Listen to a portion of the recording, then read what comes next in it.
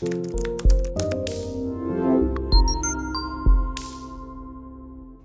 आज हम एस्मा के बारे में डिस्कस करते हैं दिस सेशन। सो एस्मा एक रेस्पिरेटरी ट्रैक्ट का डिसीज़ है। It's a chronic inflammatory condition which is characterized by increase mucus production, airway obstruction and bronchopulmonary जो हाइपर रिस्पॉन्सिवनेस आता है यहाँ पे।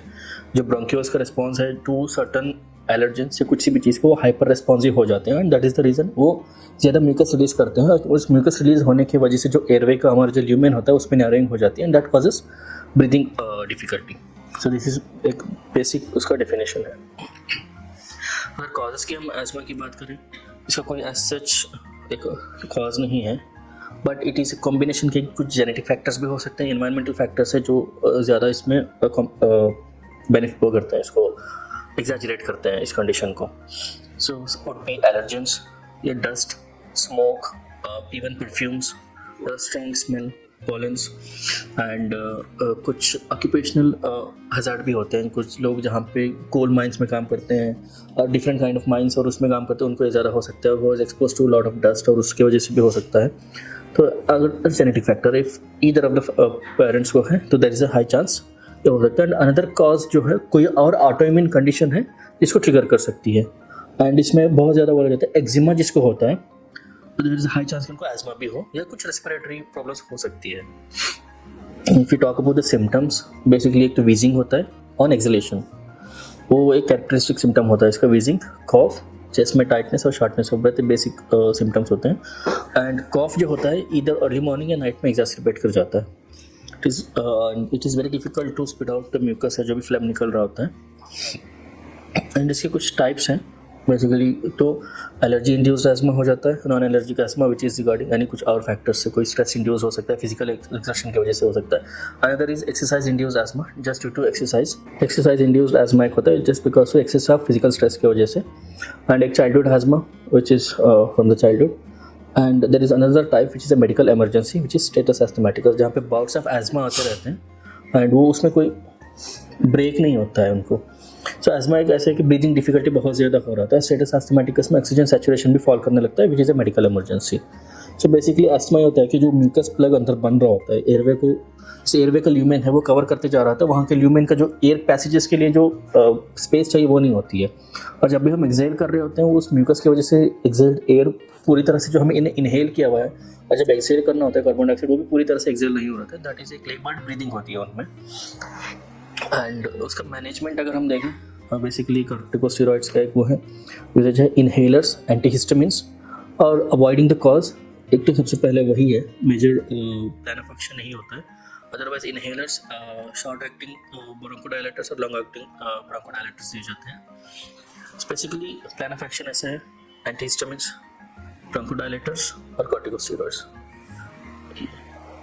एंटी एलर्जी कुछ भी चलाना है best upon any other condition की वजह से हो रहा है तो उसके साथ साथ उसका भी मैनेजमेंट करना होता है। अगर आयुर्वेद में हम देखें एस्मा को हम तमक श्वास से रिलेट करते हैं, को रिलेट किया जाता है। उससे पहले कि श्वास को आचार्य चरक ने निदान स्थान 17 चैप्टर में बताया हुआ है। तो श्वास के एक टाइप है तमक श्वास which is correlated with bronchial ESMA. श्वास को ऐसा है कि कफ और वात प्रेडोमिनेंट व्याधि है जहाँ पे कफ पूरा प्रदेश में आके ऑब्स्ट्रक्शन क्रिएट करता है एंड विच कॉजेस लेबर्ड ब्रीदिंग। तो तमक श्वास को हम अगर स्पेसिफिक बात करें तो एक कफ और वात प्रधान व्याधि है। इसके साथ साथ यहाँ पे एक स्पेसिफिक वर्ड बताया उनको, वीजिंग होती है, गुरगुरता जो शब्द आता है वो एक्सेल करते टाइम पे वो बताया कि वो उसका एक कैरेक्टरिस्टिक लक्षण होता है। और निदान सारे जो भी आहारज निदान है, विहारज निदान और नैमित्तिक निदान होते हैं। तो आहारज निदान तो वही है कि जो भी वात और कफ को ख़राब करने वाली चीज़ें हैं जो दूषित करती हैं उसको, वो सारी चीज़ें जो भी हम खा रहे होते हैं कि कुछ भी खा लिया, cold drinks, soft drinks and all, ये सब कुछ, और बहुत ज़्यादा ओवर ईटिंग करते रहना, इंडाइजेशन होते हुए भी फिर भी खाते रहना, या मंचिंग स्नैकिंग, ये सब कुछ जो हैबिट्स हैं हमारी, एंड लेट नाइट जागते रहना, इसकी वजह से कफ और वात दोनों की ही विशेषण होता है विच लीड्स टू एक तो दोष का प्रकोप हो गया। विहारज निदान में यहाँ पे बताया गया है कि एलर्जेंस हो गया, एक्सेसिव एक्सरसाइज करना और कोल्ड एयर का एक्सपोजर, ब्रीज का एक्सपोजर हो गया, और इसके साथ नामिक टेक्निकल हो गया कि ऑक्यूपेशनल हो गया, और ऑक्यूपेशनल के साथ साथ यहाँ पे बताया गया if person is suffering from recurrent cough या प्रतिशय एलर्जी वगैरह है, उसको पीनस है या रनिंग नोज से सब कुछ लॉन्ग टाइम से सफर कर रहा है, तो देयर इज चांस वो तमक श्वास में भी कन्वर्ट हो सकता है। और आचार्य चरक ने तमक श्वास या नाम उसको ऐसे बताया है कि उसको लगता है कि person is entering into the darkness. जब वो अटैक ऑफ एजमा या एक्सासर्बेशन होता है, उनको लगता है कि they are just entering into that darkness, इसीलिए इसको बताया कि तमक श्वास बताया गया है। अगर हम इसकी संप्राप्ति देखें तो जो दोष है वो सबसे पहले तो कफ और वात दोष, कफ प्रिडोमिनेंट वात व्याधि है। दोष है इसमें रस हो गया, रस धातु, और स्रोतस हो गया प्राणवायु स्रोतस। उद्भव स्थान आमाशय है, अधिष्ठान उग्र प्रदेश है, और जो स्रोतो दृष्टि हो रही है वो संग और विमार्गमन है। संप्राप्ति अगर देखें, जो भी हम निदान सेवन कर रहे हैं उसकी वजह से क्या होता है कि अग्निमांद्य ऑब्वियसली हो जाता है। उसके बाद जो कफ दोष है उसका विशेषण होता है आमाशय में, और वो आमाशय में रहने के बाद आमाशय से वो निकलता है उरा प्रदेश में आ जाता है, उरा प्रदेश में आके वो प्राणवायु स्रोतस में ऑब्स्ट्रक्शन क्रिएट करता है। And the first symptom that it produces is, जो लक्षण जो हमें देखने को मिलता है, रूप जो प्रोड्यूस करता है वो है गुरुकुरता सब। और श्वास मतलब वही है लेबर्ड ब्रीदिंग, जिसका वर्ड श्वास का वर्ड मीनिंग है वही डिज्निया, जिसको हम कंसिडर करते हैं। उसके साथ साथ जो कुछ और सिम्टम्स जो आचार्य ने यहाँ पे बताया हमें, इसके लक्षण की हम बात करेंगे। तो एक तो वीजिंग साउंड बताया उन्होंने, कफ बताया, एंड चेस्ट में टाइटनेस बताया है। उसके साथ साथ बहुत ज़्यादा वीकनेस या फटीग का भी उन्होंने बताया कि वो बार बार ब्रीदिंग की वजह से। एंड स्पेसिफिक कुछ यहाँ पे उन्होंने बताया है, कुछ रिलीफ फैक्टर्स है ऐसा कुछ भी कि बैठने पे उनको अच्छा लगता है अगर हम पेशेंट को बिठा के रखेंगे, and they will feel better. And उष्ण चीज़ें जैसे कोई भी गर्म चीज़ें हम उनको देते हैं या कुछ भी ऐसे प्रोवाइड करते हैं तो that also makes them feel better. ये दो तीन चीज़ें आचार्य ने बताया कि उसमें हम डिफ्रेंशिएट कर पाते हैं दूसरे श्वास के हिसाब से तमक श्वास को। एंड कोई भी इवन यहाँ पे विहारज निदान जैसे बताया कि कोल्ड एयर का एक्सपोजर है, ये सब कुछ है। और स्पेसिफिक उन्होंने ईस्टर्ली विंड्स का शायद बताया कि प्राग वायु का वो बताया है, उसकी अगर एक्सपोजर हमें ज़्यादा होता है तो तब भी ये चीज़ एजमा का तमक श्वास का एक्सासर्बेशन होता है। तो तमक श्वास एक ऐसी चीज़ है, यापी व्याधि है, जिसको हमें पैलेटिव केयर मैनेजेबल डिसीज बताया गया है, और इसके रिकरेंट अटैक्स आते रहते हैं। एंड मैनेजमेंट इम्पॉर्टेंटली कफ और वात को ही हमें कम करना है, शमन औषधि हम दे रहे हैं तो। उसके साथ साथ अगर इमीडिएट है तो हम उस टाइम पे वमन का वो कराएंगे।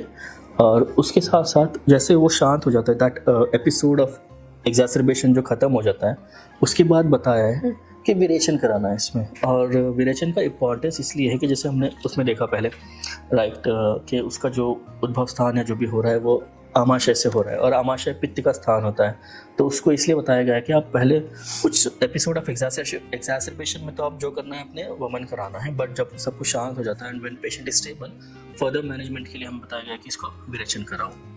और जब मेडिसिन की अगर हम बात करेंगे तो प्लैनेट आयुर्वेदिक का एलर्जिकल कैप्सूल है, तुलसी कैप्सूल्स है विच इज़ वेरी बेनिफिशियल, और प्राण रक्षक चूर्ण है साथ में, बहुत ही अच्छे रिजल्ट्स हैं इसके विथ हनी या जिंजर, फ्रेशली ग्राउंडेड हम जिंजर जूस के साथ देते हैं। उसके साथ साथ there plenty of other medication. श्वास कुटार रस हो गया, श्वास कुटार रस विथ हनी बहुत अच्छा वजन अनुपान बहुत अच्छा काम करता है। और हरिद्रा खंड मेजर कोई भी एलर्जिक मैनिफेस्टेशंस में आयुर्वेद में दिया जाता है हरिद्रा खंड।